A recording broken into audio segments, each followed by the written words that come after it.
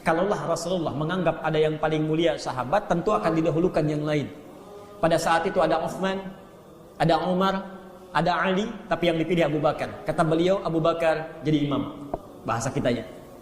Kata Abu Bakar, ya Rasulullah jangan saya itu orang yang paling banyak sedihnya, takut gak khusyuk nanti. Ya. Kata Rasulullah, kamu seperti saudaranya Yusuf saja, ayo jangan banyak alasan, jadi imam. Ya. Saking merendah hatinya. Takut kalau banyak menangis, tiba-tiba orang jadi gak khusyuk gitu ya. Itu Abu Bakar. Ya.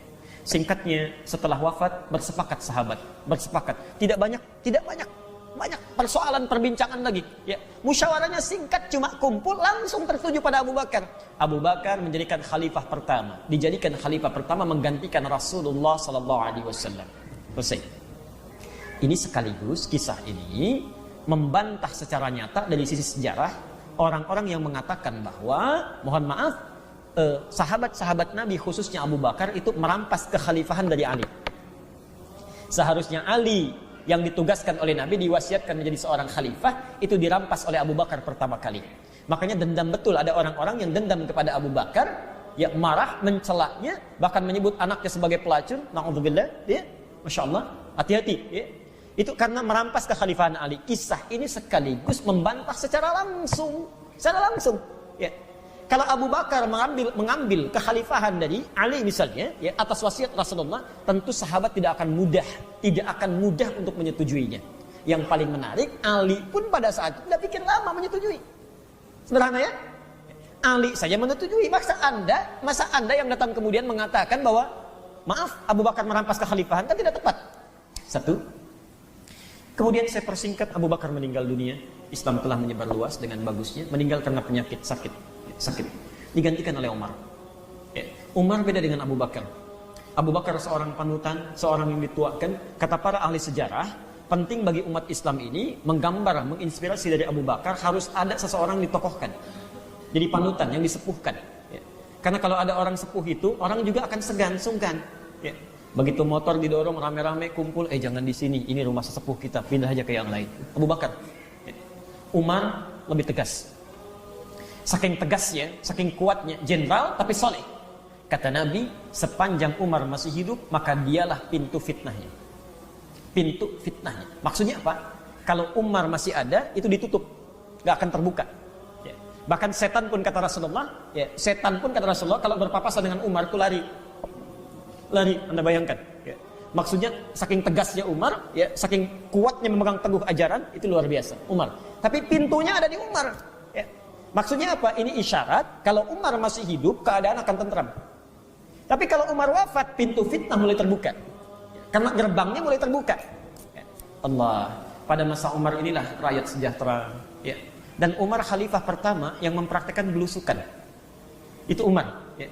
Jadi bukan yang sekarang, kalau sekarang ketinggalan zaman, jauh. Ya. Dan nggak pakai media kalau Umar itu, nggak pakai media. Ya. Jadi sifatnya abadi. Jadi ada yang pakai hati nurani, ada yang kayak pulsa. Pulsa itu kan kalau diisi habis selesai gitu kan.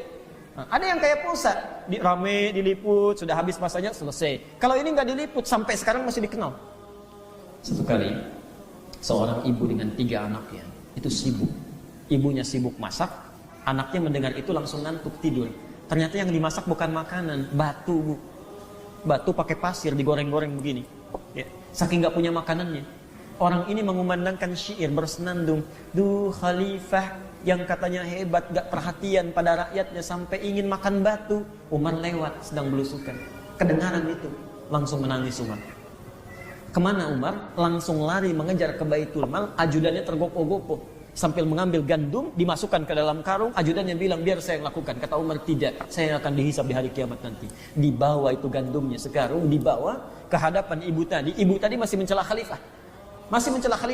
Langsung dimasakin oleh Umar sampai jadinya, sampai dituangkan, sampai dibangunkan anak-anaknya. Dalam keadaan demikian, ibu tadi tidak tahu bahwa yang membantu dia seorang khalifah yang sedang dicelanya. Umar diam aja, nggak tahu orang itu kalau itu khalifah. Ya, langsung pergi, selesai. Itu Umar. Ya. Masa Umar menyebar Islam sampai ke Persia. Ini saya buka, mulai muncul ini celah-celahnya. Persia itu kalau sekarang masuk Irak, Iran dan sebagainya. Ya. Ditaklukkan Persia di masa Umar bin Khattab, semakin luas Islam. Anda penting tahu, Persia sebelum ditaklukkan, itu Persia itu sudah lekat dengan kultus, ya, dengan tahayul, dengan filsafat, sudah kuat sekali, ya, sudah kuat sekali. Ya. Dengan cerita-cerita ya, macam-macam, ditaklukkan itu, dimasukkan nilai Islam di dalamnya. Singkatnya menyebar Islam, hancur imperium Persia. Nah, ada satu orang masuk Islam, seorang budak. Ya, budak. Pikirannya pendek, ya, kadang-kadang mudah disusupi, namanya Abu Lu'lu'ah. Abu Lu'lu'ah. Ya. Orang ini ketika masuk Islam, sesekali dia menatap ke arah tempat dia dilahirkan di Persia. Dulu kau maju, hebat ini, tapi kok setelah Islam datang jadi begini, hilang keemasannya, berubah fungsinya. Ya. Dulu mereka punya menara. Ya. Nih Al-Ihsan PTN punya menara. Tahu artinya menara? Apa artinya? Menara? Nah, kalau tidak tahu katakan wallahu a'lam. Apa artinya menara? Kok antum bisa bikin itu? Wallahu a'lam. Baik. Menara dari kata manarun, artinya tempat api. Tempat api. Di nar itu api. Ya. Manarun tempat api, manarah. Tempat api. Ya. Di Persia itu dulu, ya, mereka kan diantara termasuk golongan Majusi, ya, nyembahnya ke api. Jadi kalau mau mereka ibadah, itu mereka menghadap ke api baru menyembah. Di antara api-api yang paling favorit itu mereka bangun di tempat yang tinggi, tempatnya tinggi besar, ya. Di situ disimpan api, mereka sujud ke situ. Ya. Tempat yang disebut dengan manarah. Ketika ditaklukkan oleh Islam, diganti itu, dihilangkan apinya, diganti menjadi tempat azan. Ya. Jadi orang kalau azan ke situ naik, ya, supaya lebih terdengar, ya, lebih nyaring, terdengar dan lebih luas jangkauan suaranya. Maka dia lihat dulu yang tadinya megah banyak apinya, kok sekarang cuma suara-suara saja. Masuk bisikan-bisikan yang tidak baik, diprovokasi oleh orang, mulailah muncul keinginan untuk mengeksekusi siapa ini yang telah berbuat begini. Puncaknya tertuju pikirannya pada Umar bin Khattab. Ya. Diamati kebiasaan Umar, senang salat subuh di masjid, ya. Suka jalannya lewat sini. Setelah dipelajari petanya, diketahui, mulailah dia Abu Lu'lu'ah membuat pedang, ya, pedang kecil lah, semacam golok itu, khusus dibuat langsung bermata dua. Jadi kalau mata satu itu untuk melukai, ya. Tapi kalau mata dua sisi itu pasti yang satu melukai, yang satu membunuh, mengoyak jantung. Maka diikuti, dipelajari cara Umar masuk ke dalam masjid, kapan dia sholat, Masya Allah. Setelah diketahui itu, satu kali setelah ditetapkan waktunya, mojok Abu Lu'lu'ah menunggu duluan di masjid.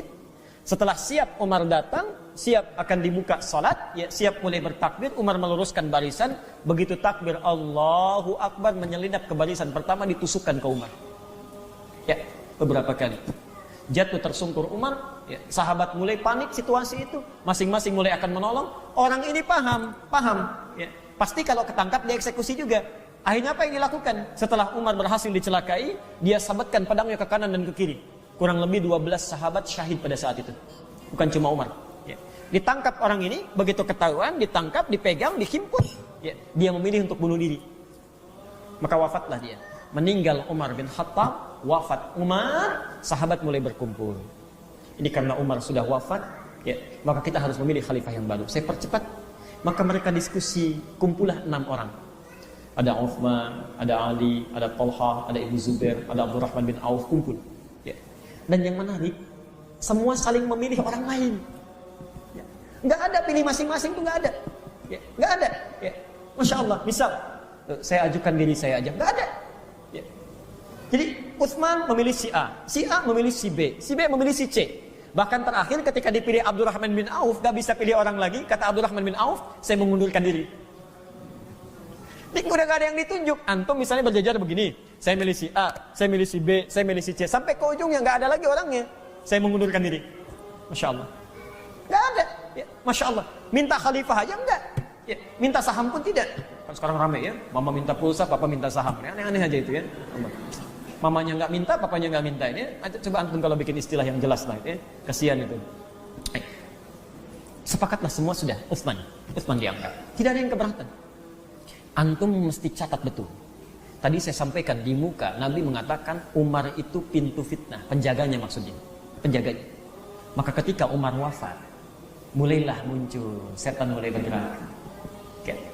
Orang-orang mulai tampak siapa yang setia, siapa yang menunggu momentum.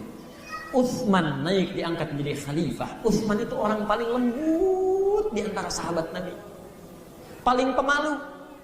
Saking pemalunya Rasulullah pun memperlakukan Utsman beda dengan sahabat lain. Allah. Nabi sedang duduk begini, sebagian bajunya tersingkap di kakinya, di pahanya. Ya. Abu Bakar datang, itu masih begitu saja. Umar datang belum diperbaiki. Begitu Utsman datang ditutup oleh Rasulullah. Bertanya Abu Bakar dan Umar, kenapa ya Rasulullah? Akan datang seorang pemalu. Dia saja malu dengan saya pun mesti malu dengan dia. Utsman. Bahkan ketika sedang makan anggur di salah satu kebun, ya, datang Utsman. Kata Rasulullah, ya Utsman, engkau akan banyak ujiannya, engkau akan banyak cobaannya. Bersabarlah. Allah. Singkatnya Utsman naik, fitnah pertama yang muncul adalah masuk Islamnya seorang tokoh Yahudi namanya Abdullah bin Sabah. Ini orang Yahudi, bukan Yahudi biasa, tapi tokoh Yahudi, Rabi. Masuk Islam dia. Mengatakan asyhadu an la ilaha illallah, di lisannya asyhadu anna Muhammadar Rasulullah. Abdullah bin Sabah. Tentang Abdullah bin Sabah ini jangankan referensi dari kitab Sunni, dari kitab Syiah pun ada. Ini saya bawa bukunya, jadi bisa dibacakan nanti, simpan. Kalau mau kopi nanti insya Allah saya izinkan ini, karena dapatnya agak susah. Ini agak langka kitabnya, agak langka. Dan ini yang paling kontemporer. Ini yang bagus, bukan hanya seputar isinya membahas tentang Syiah, tapi semua tanya jawab persoalan-persoalan seputar Syiah dibahas. Ya. Baik. Pelan-pelan. Masuk Islam Abdullah bin Sabah. Siapa dia? Ini tokoh Yahudi paling provokatif di zamannya. Paling provokatif. Ya. Dia mengatakan masuk Islam, Allah ternyata dicatat dalam sejarah masuk Islamnya ini sebagai kamuflase saja karena sudah menyusun siasat. Dia mempelajari itu. Masa Abu Bakar gak mungkin diruntuhkan Islam. Ya. Ini orang ini punya sifat dendam karena dulu Yahudi diusir oleh Rasulullah atas perintah wahyu dari Madinah. Ya. Dari Madinah dikeluarkan sampai dari Khaybar dikeluarkan karena bukan karena diusir, bukan karena turun wahyu saja, bukan. Karena memang penyakit. Ya. Secara hukum politik suka merusak, sudah ada perjanjian. Mereka dikeluarkan bukan karena Allah memerintahkan saja, bukan. Karena memang mereka berperilaku untuk minta dikeluarkan. Ada anak masuk sekolah. Aturan di sekolah mengatakan, siapa yang merokok akan dikeluarkan dari sekolah. Ya, kepala sekolah akan mengeluarkan. Tiba-tiba ada seorang anak merokok. Kepala sekolah mengeluarkan dia. Pertanyaan saya, siapa yang mengeluarkan anak itu dari sekolah? Anak itu sendiri. Karena dia merokok. Kepala sekolah cuma menjalankan aturan saja. Nah, Nabi punya perjanjian dengan Yahudi, tidak boleh berkhianat. Siapa yang merusak sistem keamanan, siapa yang merusak sistem ketentraman dalam satu negara, dia harus keluar dari situ. Jangankan dulu lah. Sekarang saja kalau ada yang memberontak, ya kan? Sekarang ada yang merusak sistem negara, pasti dieksekusi juga kan? Ya, itu dikeluar, Nabi masih baik itu. Jangan dieksekusi, jangan dibunuh. Mungkin saja dia keluar masih bisa berubah. Dikeluarkan dari Madinah. Itu dendam. Keturunannya diantaranya itu diwariskan cerita-cerita itu sampai kepada Abdullah bin Sabah. Ini mencari momentum kapan nih bisa dibalikan lagi situasi. Harus dipecah di dalamnya. Masa Abu Bakar gak mungkin karena masih kuat. Masa Umar setan aja lari, apalagi saya. Allah, apalagi dia maksudnya, maaf bukan saya. Apalagi Abdullah bin Sabah. Baik. Wafat Umar, muncullah khalifah paling lembut. Masya Allah. Dimanfaatkanlah ini oleh Abdullah bin Sabah. Utsman saat naik menjadi seorang khalifah, dipilih oleh beliau orang-orang terbaik untuk jadi pemimpin di daerah-daerah, gubernur lah kalau kita. Ternyata yang terbaik itu saudara-saudaranya dari Bani Umayyah. Amr bin As diutus ke Mesir. Muawiyah diutus ke Syam. Syam sekarang Palestina, ya, Syria, ya, Lebanon, Jordan, ya, Urdun itu Syam sekarang. Allah. Dimanfaatkanlah ini oleh Abdullah bin Sabah untuk memecah belah. Isu pertama dua. Satu, perhatikan, disebarkan di Madinah isu Utsman itu nepotisme katanya. Yang dipilih cuma keluarganya aja, padahal ada sahabat terbaik. Ya. Tapi yang diberikan informasi ini bukan para sahabat-sahabat yang senior, bukan. Ini kalangan-kalangan awam yang biasa, yang umum-umum. Tuh lihat pemimpin kita sudah mulai nepotisme. Zaman Umar nggak ada begitu. Allah. Nah, yang paling menarik, orang nggak ada yang percaya karena orang Madinah tuh tahu siapa Utsman. Tahu, ya. Utsman seorang sahabat diistimewakan oleh Nabi, orang Madinah Darul Hijrah, Masya Allah. Tidak ada yang percaya. Karena itulah pindah dia, keluar dari Madinah, perginya kemana? Mulai pergi ke daerah Irak. Kemudian ke Mesir. Isu yang ditampilkan menjadi dua. Boleh ditambahkan.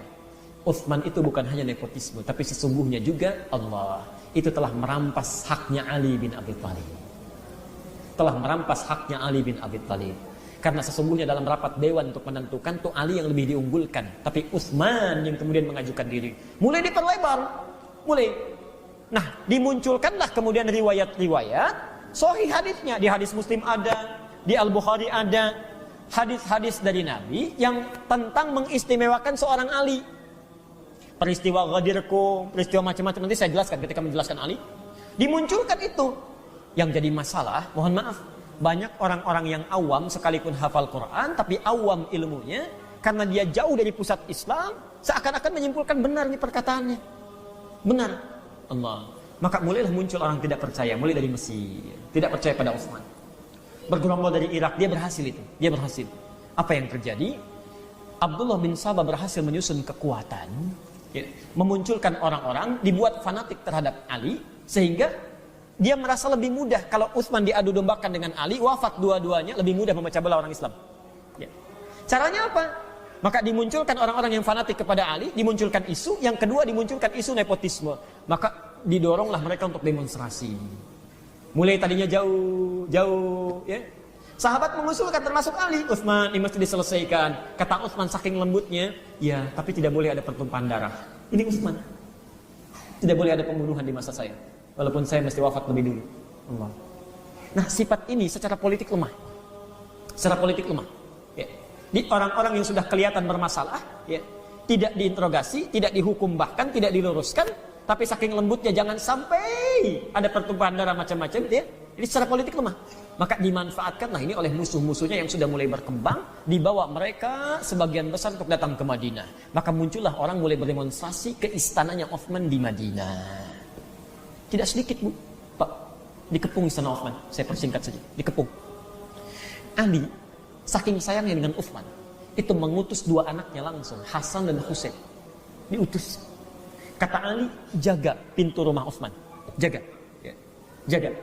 Karena kalau Ali yang berangkat, nanti tuduhan semakin runcing. Oh benar, ini fanatik terhadap Ali. Karena Ali sedang diagung-agungkan. Orang akan fitnah semakin menyebar luas. Ali tahu itu. Maka diutus dua anaknya jaga Utsman.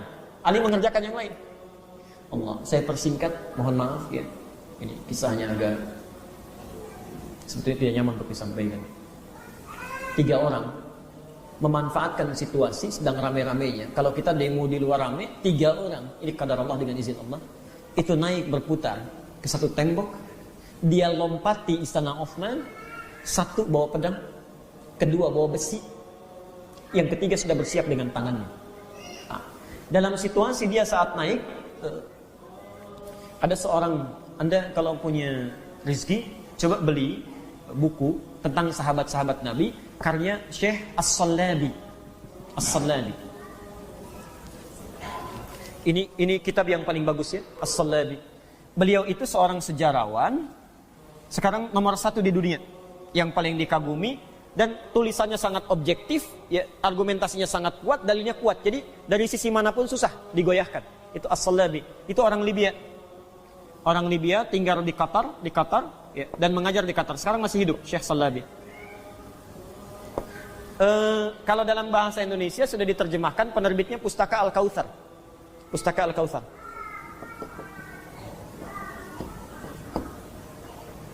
Saat itu Utsman sedang tertidur, ya. Kemudian minta kepada ajudannya, pembantunya, supaya tidak dibangunkan kecuali pada masa sekian ingin baca Quran. Ya. Ketika tiba waktunya dibangunkan, Utsman bertanya, kenapa engkau bangunkan saya? Kata pembantunya, kan Anda yang minta. Kata Utsman, sungguh barusan saya bermimpi bertemu dengan Abu Bakar dan Umar. Mereka katakan jangan dulu buka, nanti bukanya sama-sama dengan kami, dengan Rasulullah SAW. Lalu baca Quranlah beliau. Saat sedang baca Quran itulah 3 orang tadi naik langsung mendobrak keadaan pintu kamarnya Utsman. Yang satu yang tidak bawa apa-apa itu langsung menarik Utsman. Saya persingkat, yang bawa pedang langsung menusuknya, yang bawa besi tadi menusuk Utsman dari tenggorokan langsung ke atas. Ya, wafat Utsman. Ya, bahkan ada riwayat lain menyebutkan sampai disembelih, sampai dieksekusi. Orang panik, tersebar berita. Orang ini lari, tidak diketahui siapa. Dia pergi, lari meninggalkan tempatnya Utsman. Ya. Qadar Allah tersebar berita, Khalifah mat, Khalifah telah wafat. Menyebar berita itu, yang pertama kali membuncah kemarahannya itu Ali bin Abi Thalib. Ali bin Abi Thalib. Ya. Kalau secara nalar politik logika tentu akan senang. Ya. Akan senang kalau menurut tuduhan sementara orang Ali ingin merampas kekhalifahan Utsman. Akan senang. Logikanya demikian. Tapi ini marah luar biasa, ini menunjukkan Ali paham bahwa khalifah yang sah itu Utsman. Ya, nggak boleh kita makar dan sebagainya. Apa yang terjadi? Itu langsung Ali menuju pada lokasi pertama kali dilakukan itu, menampar Hasan, menendang Husain. Hasan ditampar, Husain ditendang sampai terjerembab itu keduanya. Kenapa kalian nggak jaga khalifah, kata Ali. Allah, Utsman meninggal. Singkatnya saat Utsman wafat, Allah ingin dicari siapa pelakunya. Tapi setelah masa demikian, tidak mungkin itu bisa berlangsung kecuali ada pemimpin baru diangkat. Maka rapatlah para sahabat, secara singkat diputuskanlah Ali untuk menggantikan. Abdullah bin Sabah ini paham ini. Ya. Kalau seketika ini dicari-cari, pasti ketemu juga beliau. Akhirnya apa? Merapatlah Abdullah bin Sabah kepada safnya Ali. Diangkat sanjung-sanjung khalifah. Oh, Masya Allah, ini khalifah katanya kan, harus kita angkat, harus macam-macam. Dibawa orang untuk setia kepada Ali. Setia kepada Ali. Ya. Saat yang bersamaan ketika mulai diangkat, itu kan tadi saya sampaikan demonstrasi sudah di mana-mana. Kekacauan mulai muncul. Ada yang di Mesir, ada yang di Irak, ada yang di mana-mana. Nah, Ali menginginkan membereskan dulu situasi. Tenangkan ini, redakan ini, baru kemudian kita cari siapa pembunuh Utsman. Selesaikan. Nah, keluarganya Utsman menginginkan Utsman dulu yang diselesaikan. Siapa pembunuhnya, cari. Ya. Ali berpikiran kalau konsentrasi ke sana, nanti negara nggak akan stabil. Kebanyakan orang akan ramai ini. Maka terjadilah peristiwa. Muawiyah, kerabatnya Utsman, ya, itu menunda baiatnya kepada Ali. Ali, saya akan berbaiat kepada engkau kalau sekiranya pembunuh Utsman sudah engkau temukan. Ya. Tapi saya mengakui engkau khalifah, cuma belum berbaiat saja. Tunggu dulu sampai itu selesai. Ya. Ali berpandangan, aduh kamu baiat saja dulu, nanti kita selesaikan sama-sama. Kata Muawiyah tidak, karena nanti akan muncul banyak fitnah. Fitnah di keluarga, fitnah macam-macam. Disinilah kemudian Abdullah bin Sabah masuk lagi. Ketika Ali mengutus utusan kepada Muawiyah, Abdullah bin Sabah bermain.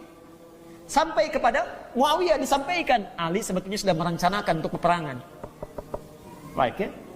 Bagi siapapun yang tidak mengikuti berbaiat kepadanya. Begitu dengar informasi akan menyiapkan pasukan dari sisi Ali, apa yang terjadi? Muawiyah langsung naik ke atas mimbar menyampaikan, hadirin, kata Muawiyah, di wilayah Syam ya, di Damaskus. Itu Damaskus termasuk kuat pada saat itu. Ali sudah menyiapkan pasukan karena kita belum berbaiat kepadanya. Menurut kalian apa yang harus saya lakukan? Maka rakyat di situ mengatakan, ya, kami sami'na wa ata'na, terserah Anda saja. Kalau Ali memang menyerang, maka kita pun harus mempersiapkan, kita bertahan. Kita bertahan. Bahasa Muawiyah bertahan, bukan menyerang. Bertahan. Tapi berita yang sampai dibawa lagi oleh Abdullah bin Sabah disusupkan. Sampaikan pada Ali bahwa Muawiyah bin Abi Sufyan sudah menyiapkan pasukan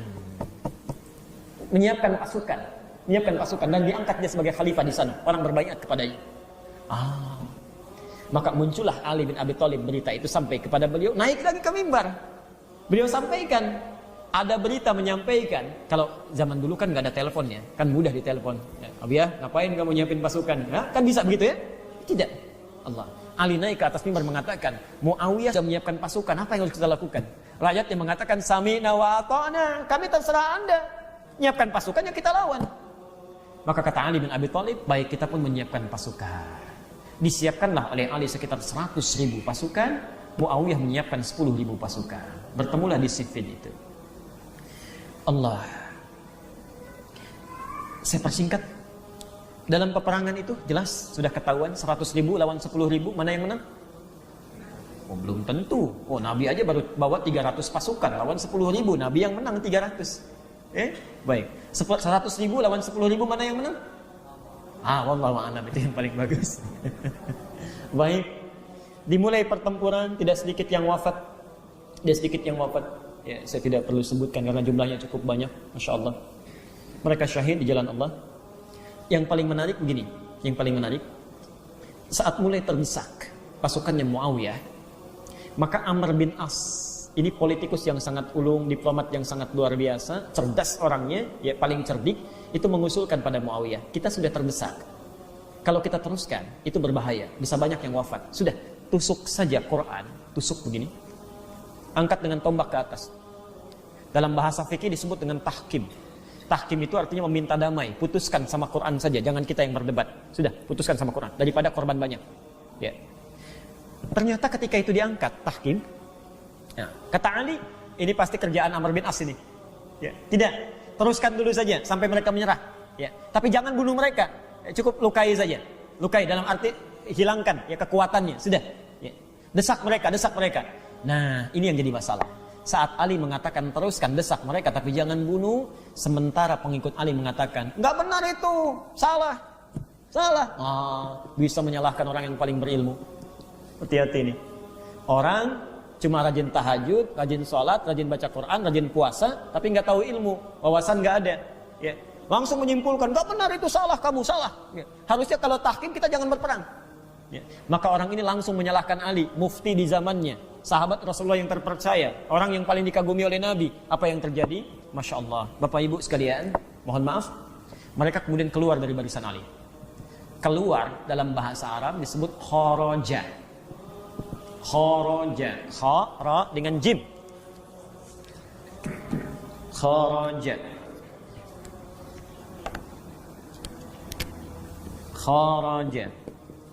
Keluar dari barisan Ali. Orangnya disebut dengan kharijun. Kalau banyakkan, tidak sedikit, maka dijamakkan menjadi khawarij.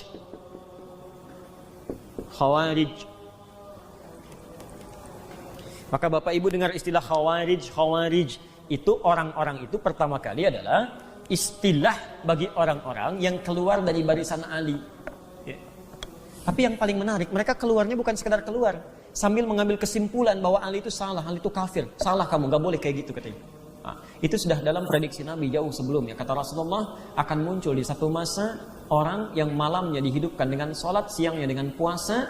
Hati-hati. Tapi dia sebab dari semua permasalahan. Ini fitnah paling besar. Ini khawarij. Jadi saya ingatkan betul. Kalau kita tidak tahu tentang ilmu, jangan banyak memberikan fatwa. Kalaupun terbiasa kita sholat, baca Quran dan sebagainya, penting betul untuk menguasai ilmu pengetahuan. Karena supaya nggak masuk dalam kategori ini. Nanti saya ceritakan bagaimana jahatnya mereka ini. Keluar mereka ya, dari barisan Ali, jadi semakin berkurang. Nah, ada orang-orang yang mengatakan nggak boleh, kita mesti setia. Sepanjang pemimpin mengatakan demikian, kita ikuti, setia mereka. Nah, faksi yang setia dalam bahasa Arab, pengikut yang sangat setia dalam bahasa Arab disebut dengan Syiah.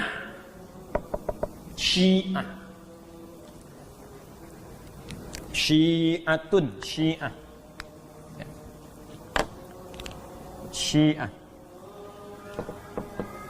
Dari tasayyuh. Asalnya kelompok yang sangat setia, pengikut yang setia. Misal Nabi Isa alaihissalam punya murid 12 orang, Hawariyun, setia pada beliau, sifatnya disebut Syiah. Yang setia, kelompok yang setia. Antum misalnya punya teman-teman yang setia mendukung ya, dalam kebaikan misalnya, atau dalam apapun, itu disebut dengan Syiah. Jadi istilah Syiah pertama kali muncul itu bukan faksi ideologis, itu faksi politik. Asalnya faksi politik. Jadi yang setia terhadap Ali, mengikuti komando dari Ali bin Abi Thalib. Asalnya itu. Jelas sampai sini? Baik. Nah, saya persingkat saja. Karena situasi sudah tidak sebanding, Ali melihat akan banyak kekacauan, maka disepakatilah, sudahlah, kalau begitu tahkim saja. Tahkim. Bahkan Khawarij ini, maaf, ketika Ali memutuskan tahkim pun, dia sudah menganggap, sudah, nggak bisa ditarik lagi katanya. Kamu sudah kafir, kami nggak percaya dengan kamu. Keluar dia. Di saat Ali memilih tahkim pun, orang ini sudah mengatakan gak bisa, kamu sudah kafir, gak bisa ditaati lagi. Dia keluar. Orang-orang tanpa ilmu, walaupun ibadahnya rajin, tapi bisa menghukumi Ali seorang kafir. Dia pergi. Di antara yang paling tokoh sentralnya ada 3 orang. Satu, namanya Abdullah bin Muljam. Yang kedua, Bakr At-Tamimi. Yang ketiga, Buraq At-Tamimi. Ya. Gampang saya ada cara dalam menghafal. Kalau Anda susah menghafal, coba analogikan pada kalimat yang mudah dihafal. Misal Bakar, ya ingat Abu Bakar. Ya, Bakar, oh berarti Abu Bakar. Bakar, walaupun bukan Abu Bakar, ya. Bakar At-Tamimi. Ya. Buraq misalnya, ingat ada riwayat saat Isra Mi'raj Nabi naik Buraq At-Tamimi misal. Ya. Abdullah bin Muljam, di Abdullah bin Muljam, Burak At-Tamimi, dan Bakar At-Tamimi. Ini tokoh sentralnya. Keluar mereka, disepakati tahkim. Disinilah Abdullah bin Sabah bermain lagi. Perhatikan. Kesepakatannya begini. Ini Ali diangkat jadi khalifah. Muawiyah dibaiat jadi khalifah juga di Damaskus. Kesepakatannya, dua-duanya mesti turun. Lu diserahkan pada rakyat untuk memilih siapa yang diangkat jadi khalifah dan sepakat mengatasi persoalan. Ya. Perhatikan. Ali mengutus Abu Musa al-Ash'ari dalam proses tahkim.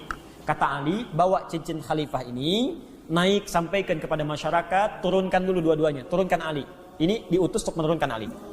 Muawiyah mengutus Amr bin As. Begitu Abu Musa al-Ash'ari naik ke atas mengatakan, saya dengan kesepakatan bersama menurunkan Ali dari khalifah, selesai. Begitu selesai, ini Abdullah bin Sabah mulai bisik-bisik, Ali kan sudah diturunkan, angkat aja biar gampang Muawiyah jadi khalifah. Ali kan sudah turun, paling gampang angkat Muawiyah jadi khalifah. Ini orang ini pindah kemana, ke sana kemari pindah. Allah, hati-hati, hati-hati. Ada tipikal orang begini nih. Ya.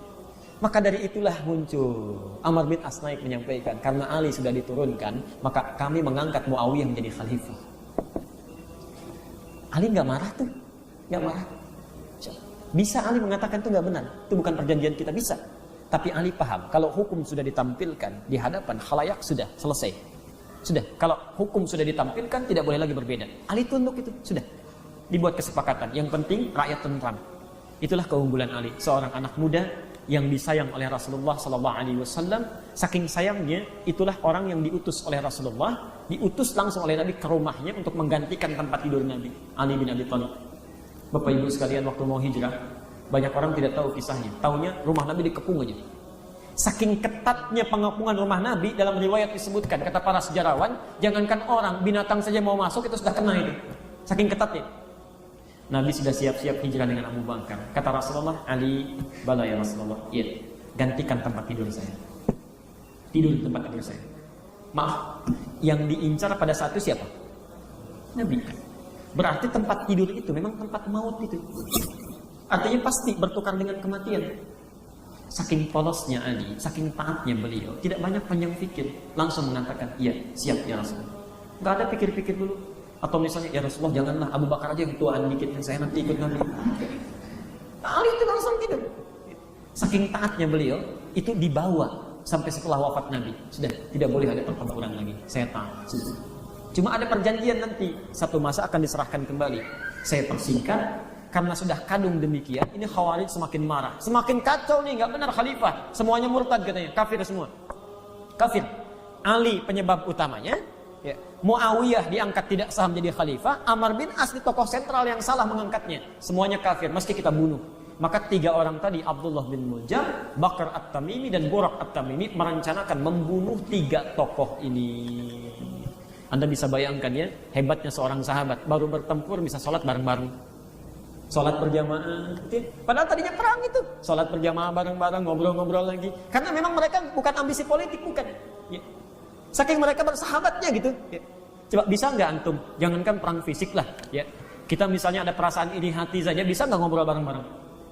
Nggak ada. Tetangga keluar duluan, kita mau keluar, tunggu biar dulu dia dulu yang jalan. Itu yang begitu tuh. Kita enggak, insya Allah. Yang lain, yang lain. Di sini enggak, insya Allah. Enggak, saya nggak bilang nggak beda. Enggak, insya Allah. Enggak usah pakai beda. Saya tuliskan dulu. Maka diputuskanlah tiga ini harus dieksekusi. Dieksekusi. Yang pertama, Ali jelas. Maka Abdullah bin Muljam langsung yang mengeksekusi. Bapak Ibu tahu nggak siapa Abdullah bin Muljam? Seorang ahli Al-Quran. Pembaca Quran, qori dan mukri. Qori itu yang baca Quran, mukri yang membacakan Quran pada orang lain. Saking bagusnya bacaannya, di masa Umar bin Khattab dikirim ke Mesir untuk mengajarkan Quran. Ditulis surat oleh beliau. Akan datang seorang pembaca Quran, perlakukan dia dengan baik. Berikan kebutuhannya. Abdullah bin Muljam. Tapi ini kena, karena nggak ada ilmu, masuk, Abdullah bin Sabah masuk, mengatakan Ali kafir. Kafir harus dibunuh. Allah. Dan puncaknya, maaf, datang fitnah baru. Ada seorang perempuan, sangat cantik parasnya. Tergoda Abdullah bin Muljam oleh orang ini. Kemudian bermaksud untuk dinikahi. Kata perempuan ini semakin menguatkan dirinya. Kalau kamu ingin nikahi saya, maka salah satu maharnya harus membunuh Ali bin Abi Thalib. Perempuan Yahudi ternyata.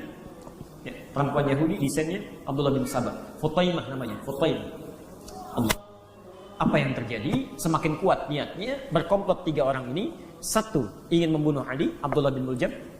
Yang satu Muawiyah bin Abi Sufyan, satu Amr bin As. Tiga-tiganya berangkat bersamaan. Ya. Karena tahu akan sholat berjamaah. Apa yang terjadi? Muawiyah bin Abi Sufyan gak jadi ke masjid. Karena sedang sakit saat itu, gak berangkat. Amr bin As gak sempat dibunuh, ya, gak sempat. Terlukai saja. Ya. Orang yang ditangkap dieksekusi. Ali bin Abi Thalib dengan izin Allah, ini qadar Allah sudah, ya, masuk ke masjid, itu yang ditusuk berkali-kali sambil bersimbah darah. Ya. Ali kemudian meminta tolong, sahabat mulai mengejar orang ini sampai ditangkap. Ya. Sampai akhirnya dibunuh orang ini, dieksekusi. Cara dibunuhnya, dipotong tangannya, potong kakinya, ya, ditusuk kedua matanya, ya, baru kemudian dipenggal kepalanya. Abdullah bin Muljam. Dan setelah dipenggal belum selesai, nggak dikubur, dibakar. Ya. Kenapa? Membunuh sahabat. Ya. Itu saking dihinakannya gitu. Anda bisa bayangkan, pembunuh sahabat saja dieksekusi demikian. Maka bagaimana dengan yang menyudutkannya, mencelanya, menghinanya dan sebagainya? Bagaimana azab yang kemudian disediakan tadi, seperti hadis yang saya bacakan kemudian. Nah, singkatnya Ali wafat, mulailah berubah. Abdullah bin Sabah mulai mengangkat-angkat, mulai dihidupkan kembali. Dari faksi politik diarahkan kepada faksi ideologis. Ali kena zalim, keluarganya kena zalim, gara-gara Muawiyah itu keluarganya Utsman itu temannya Abu Bakar, komplotannya Umar, mereka sebenarnya perampas.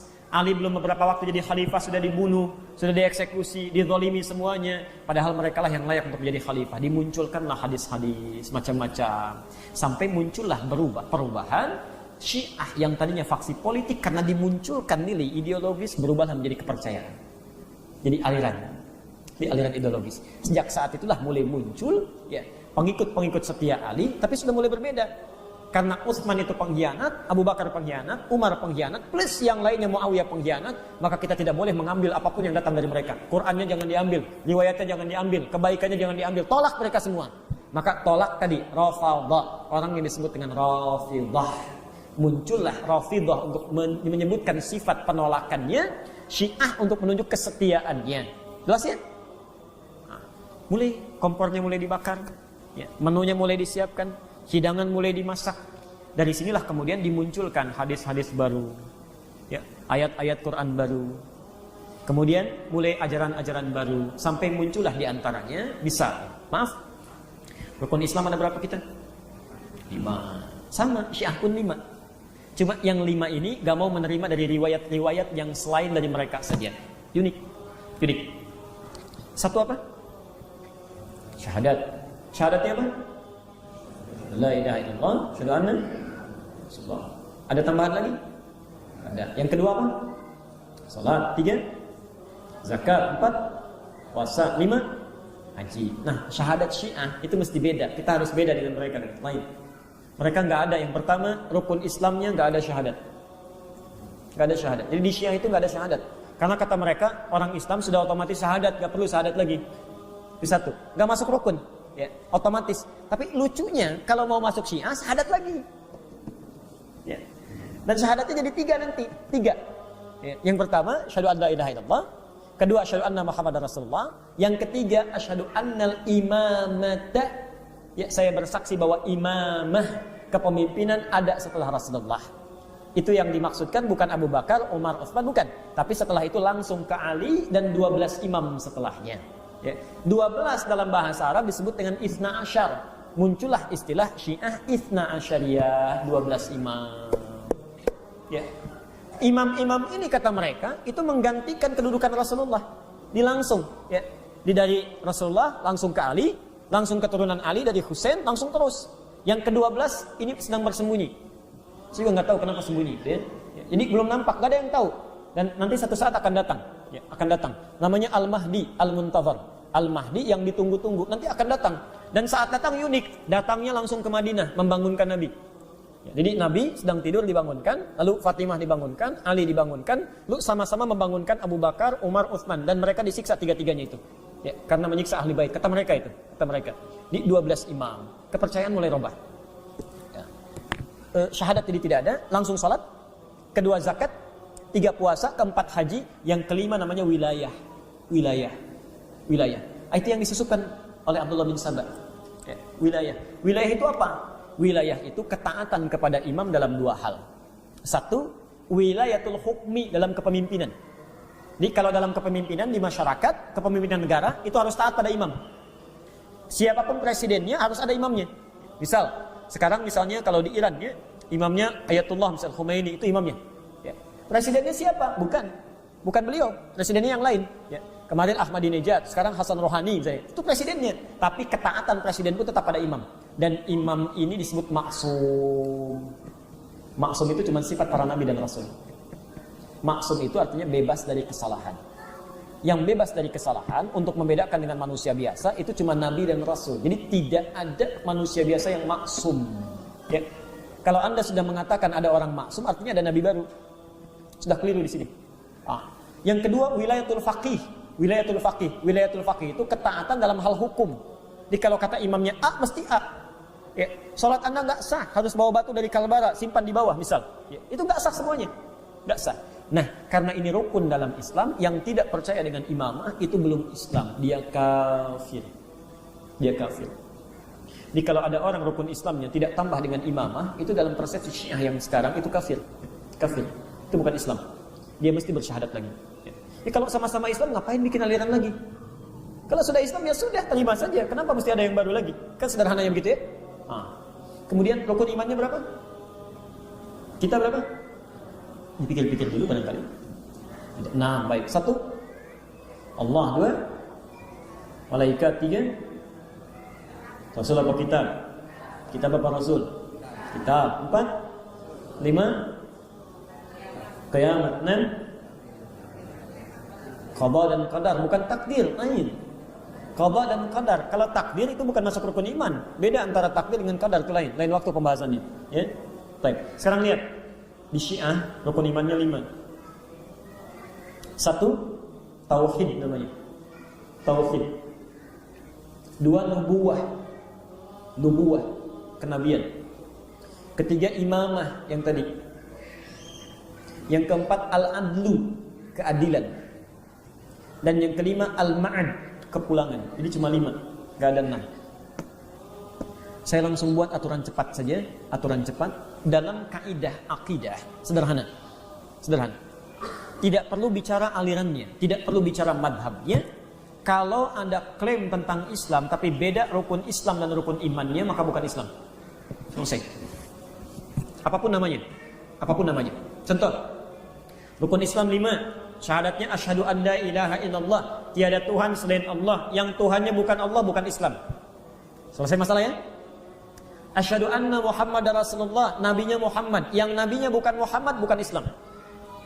Yang nabinya Ahmad itu bukan Islam. Selesai. Ahmadiyah misalnya pengikut Ahmad itu bukan Islam. Jadi kalau mereka mengatakan sudah bukan Islam saja, selesai masalah. Karena nabinya harus Muhammad.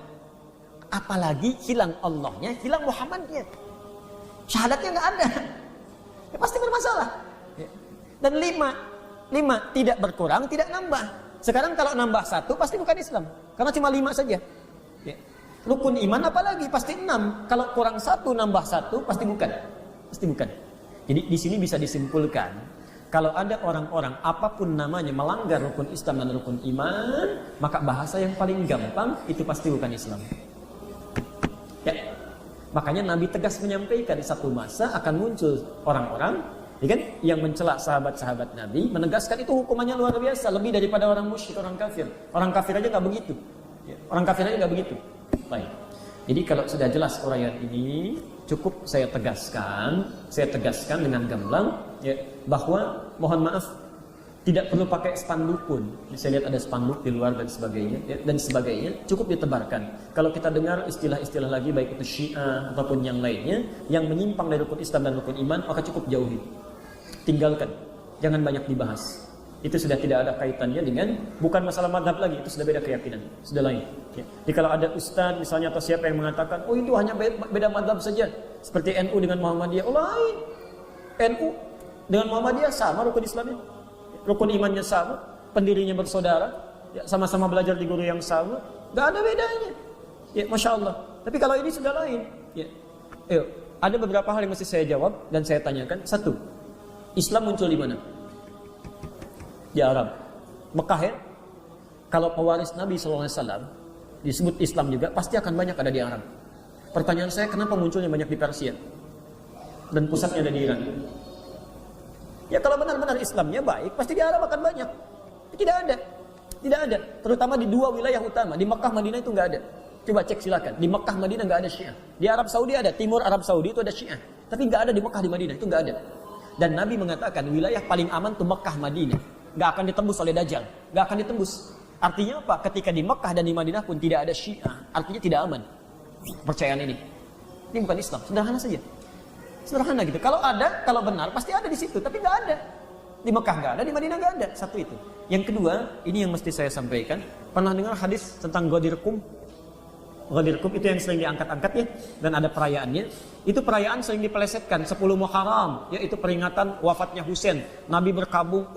Sebelum Husain dilahirkan, 10 Muharram sudah ada. Sudah ada. Itu peringatan Yahudi sebagai syukur Nabi Musa dibebaskan dari Fir'aun. Jauh sebelum Husain lahir. Kok bisa Anda kaitkan dengan peringatan bersedihnya, berkabungnya atas wafatnya Husain? Sebelum Husain lahir sudah ada 10 Muharram itu. Ya. Yang paling menarik gini, ada peringatan Ghadir Qum yang kemarin tidak diizinkan, kemudian ke Bogor oleh Bima Arya, kemudian dibubarkan juga. Ghadir Qum sering dipelesetkan sebagai hadis ketetapan dari Rasulullah untuk mengangkat Ali sebagai khalifah. Itu kesalahannya fatal sekali. Kesalahannya fatal. Ghadir Qum itu peristiwa yang berlangsung di perbatasan Mekah dengan Madinah untuk menunjukkan kecintaan Rasulullah kepada Ali, sahabat Nabi, dan bahasanya sama persis yang disampaikan pada Abu Bakar termasuk Umar dan Utsman. Jadi kisahnya dengan singkat, sebelum Nabi menunaikan haji wada, Ali diutus ke Yaman untuk berdakwah, menyampaikan risalah seperti Mu'adz diutus. Nyampe di sana ada isu yang tidak enak tentang Ali, disebarkan, digosipkan Ali oleh sementara orang Yaman. Tidak semuanya. Sampai itu ke telinga Rasulullah. Karena itu setelah haji wada, ya, di perbatasan antara Makkah dengan Madinah, digandeng Ali, dibawa, diumumkan pada masyarakat. Perhatikan, man kuntu maulahu fa'aliyun maulah. Ya. Siapa yang menjadikan saya sebagai panutan, maka Ali pun panutannya. Ya. Itu bahasa dalam ilmu bahasa Arab. Kalau seseorang dilekatkan dengan orang lain menggunakan maula, itu bukan khalifah, itu menunjuk pada kecintaan. Maksudnya, kalau Anda cinta pada saya, jadikan saya panutan, maka Ali jangan dicela, ini sahabat saya. Jadikan dia juga sebagai panutan, itu maksud Nabi. Sama persis kalimat yang disampaikan pada Abu Bakar, pada Utsman dan Ali. Ini yang sering dipelesetkan dan disampaikan, maula itu artinya, itu ketaatan dalam khilafah, itu tidak tepat. Tidak benar. Tidak tepat. Ya. Ini barangkali beberapa persoalan tentang Syiah yang sudah kita bahas. Ini kitab jarang didapatkan. Walaupun ada 10 tulisan 10 real gitu ya, tapi agak susah ketemu ini di sini. Ya. Kalau Anda mau kopi, saya nanti akan coba minta staff saya untuk dikopikan. Nanti dari situ silahkan ditebarkan. Tapi saya harus mohon izin dulu ini, ya, karena kita nggak boleh memperbanyak sesuatu tanpa izin. Ya. Jadi saya akan coba minta izin dulu. Ya. Kalau nanti diizinkan untuk disebarkan, ya, silahkan disebarkan, dibaca. Ini nggak banyak kok Bu, Pak. Sebentar ya, coba kita cek. Oh, cuma 279 halaman, gak banyak. Oh, ini juga referensi. 271 halaman, gak banyak. Ya, seminggu selesai lah. Cuma masih pakai bahasa Arab. Ya. Dipakai bahasa Arab. Ya. Kalau ini agak tebal. Ini banyak ini. Nanti kalau sudah selesai kajian, kita nanti coba bahas ini ya. Bahas ini supaya paham betul tulisan beliau itu bagaimana sebetulnya. Ya. Jangan-jangan yang ditulis beliau nggak sama dengan yang sekarang dipahami orang. Ini banyak sekali keutamaan buku ini. Ini masih ada bahasa Indonesianya, ya, masih ada, masih ada. Cuma ini kata pengantarnya, isinya bahasa Arab juga. Ya. Ini pengantar dari cucunya dalam penerbitan, ada 3 halaman bahasa Indonesia. Tapi kalau mau isinya, pakai bahasa Arab juga. Insya Allah. Jelas pertanyaan saya? Jelas ya? Jadi kesimpulannya, dan tidak perlu banyak disimpulkan, Syiah itu, kalau sudah dengar tentang Syiah, ini saya tidak membela A dengan B ya. Jangan ketika bicara Syiah pasti Wahabi. Enak saja lisannya mengatakan. Ya. Kadang-kadang orang yang bilang Wahabi pun nggak ngerti apa itu Wahabi. Ya. Terus kalau bicara Wahabi pasti Syiah gitu. Anda maunya apa sih betulnya? Ya. Ini nggak ada hubungan. Saya tidak ada hubungan dengan Wahabi, dengan Syiah, dengan macam-macam. Tapi ini adalah materi yang memang harus disampaikan, harus diketahui oleh setiap Muslim. Dan kita membutuhkan pengetahuan ini. karena sedang marak-marak isunya. Ya. Di kesimpulannya An-Nisa ayat 140 itu kesimpulan terbaiknya dari Quran. Wa qad nazzala 'alaikum fil kitab. Sungguh tetap ketentuan dalam Al-Quran. An idza sami'tum ayatillahi yukfaru biha wa yustahza'u biha. Kalau Anda mendengar ayat-ayat Allah diingkari. Ya, rukun Islam ada 5 diingkari. Iman ada 6 diingkari. Wa yustahza'u biha atau mengolok-olok. Hati-hati ya, ada orang mengolok-olok nilai-nilai Islam, ya. Mengolok-olok apapun itu. Tentang pakaian, tentang hijab, tentang janggut, tentang macam-macam, maka aturannya perhatikan. Fala taq'udu ma'ahum. Jangan duduk bergaul bersanding dengan mereka. Tulisannya jangan dibaca, acaranya jangan ditonton, ya. Mohon maaf, sudah tinggalkan aja, tinggalkan. Hatta yakhudu fi haditsin ghairihi, sampai mereka bertobat dan pindah pada perkataan yang lebih baik lagi. Innakum idzam mithluhum. Kalau Anda banyak bahas tentang itu, sharing status, dibahas-bahas, jadi penasaran. Ujung-ujungnya kata Quran bisa seperti mereka itu. Ini sudah, kalau sudah jelas menyimpang, jangan banyak dibahas, jangan banyak didiskusikan. Sudah ketahui itu adalah hal yang menyimpang, tinggalkan sampai hilang isunya seketika.